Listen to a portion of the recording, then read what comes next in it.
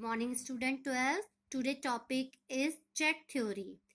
Jet theory आपकी William ओची ने दी है.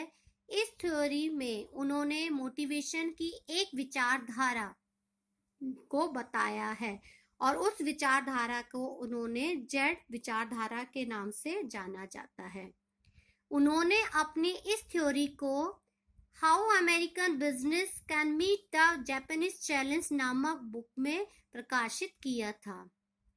उन्होंने इस बुक को लिखते समय उन्होंने आपने बड़ी बड़ी कंपनियां जो कि अमेरिका और जापान की बड़ी बड़ी कंपनियों का प्रबंध व्यवस्था का अध्ययन करने के बाद इस पुस्तक में उनके शोध से प्राप्त निष्कर्ष को बताया गया है. कहने का मतलब है ओची ने अमेरिका और जापान की बड़ी बड़ी कंपनियों में मैनेजमेंट की व्यवस्था को देखा, समझा और जो उन्होंने निष्कर्ष निकाला वो इस बुक में उन्होंने प्रकाशित किया है.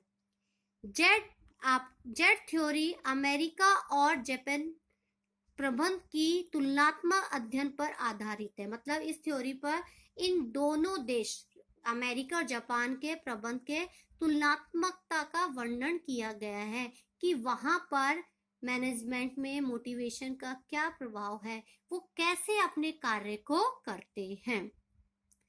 डॉक्टर प्रोफेसर ओची ने जापानीज मैनेजमेंट के मूल आधार को 3 चीजों से बताया है.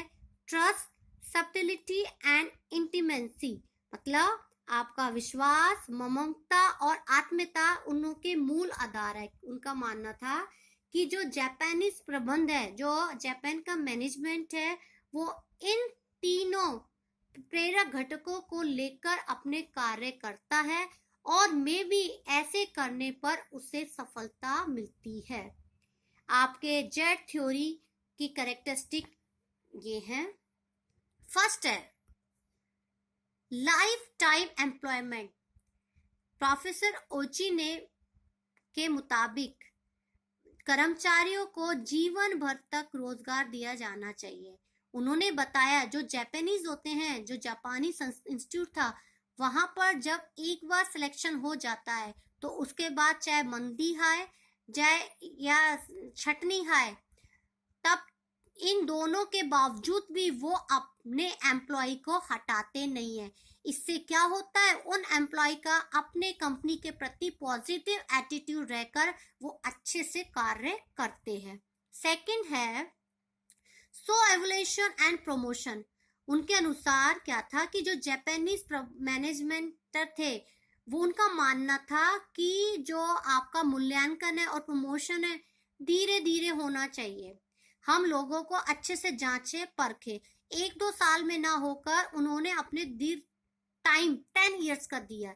इससे क्या होगा, आप 10 साल तक यदि आपको टाइम मिलता है तो आप एक जगह सेट होंगे, फिर आप सेट होते जाएंगे. तो उनका ये मानना भी था.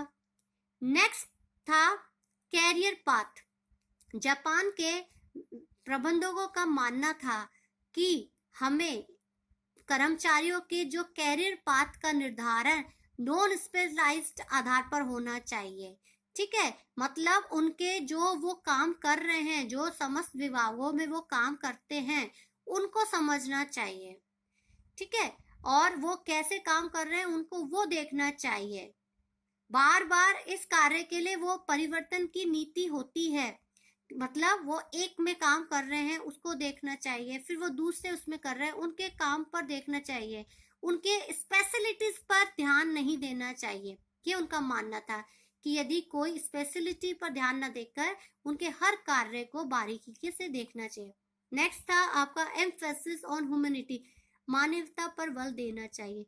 मतलब जापान के प्रबंधों का ये मानना था कर्मचारियों पर पूर्ण ध्यान देना चाहिए.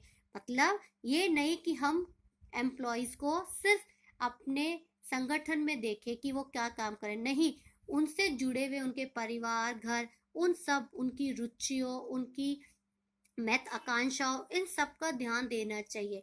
इससे भी आपका एम्प्लॉय एक अच्छी तरह से मोटिवेट होता है. नेक्स्ट था कलेक्टिव डिसीजन मेकिंग. इन पर इस विचारधारा इस तथ्य पर जोर देती थी कि जब कर्मचारियों को आप डिसीजन मेकिंग में भी साथ लें। इससे क्या होता है, वो मोटिवेट होते हैं और आपका रिजल्ट अच्छा आता है।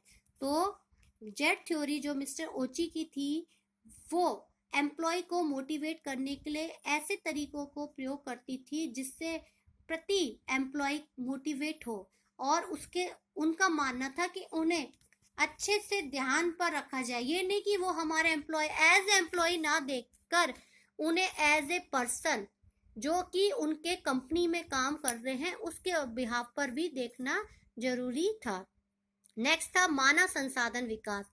उनका मानना था कार्य के प्रति लगन उत्साह पैदा करने के लिए हमें ह्यूमन रिसोर्सेज का विकास करना चाहिए। जितना ज़्यादा ह्यूमन रिसोर्सेज डेवलप होगा हमारा कार्य अच्छा होगा।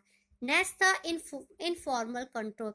जेड कंसेप्ट हमारे संस्था के एम्प्लॉयज के साथ इनफॉर्मल रिलेशन को निर्माण करती थी और उन पर इनफॉर्मल कंट्रोल के तरीकों से नियंत्रण करने का प्रयास करती थी। उनका काम था फॉर्मल ना होकर इनफॉर्मल, वो इनफॉर्मल कंट्रोल को के रूप में काम करती थी। तो जेड थ्योरी मिस्टर ओची की जापान और अमेरिका के प्रबंध का निष्कर्ष देकर थी। उनका मानना था कि हम अपने कंपनियों में काम करने वाले एम्प्लॉय को इस तरह मोटिवेट करें कि वो अंदर से मन से कार्य करें। ऐसा करने पर वो अच्छे से कार्य करेंगे और आपको आउटपुट अच्छा मिलेगा।